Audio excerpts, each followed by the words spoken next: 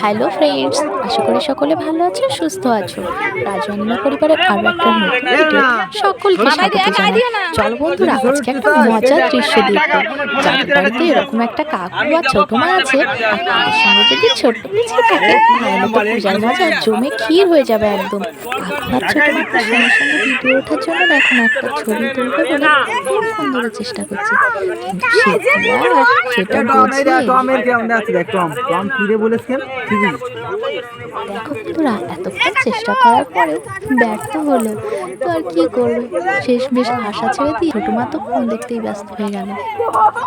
আর এদিকে দেখো, আমাদের সব সরস্বতী ঠাকুরের বামুনেরা গোল টেবিল বৈঠকেই ব্যস্ত হয়ে গেছে। আর আমার সোনা তো সোনাই সোহাগা, ও দেখো না, ও ঝাড় দেওয়ার দায়িত্ব নিয়েছে। ও শুধু বসে বসে চারিদিকে ঝাড় দিয়ে দিয়ে পরিষ্কার করেই চলেছে, তার কাজের কোনো বিরাম নেই।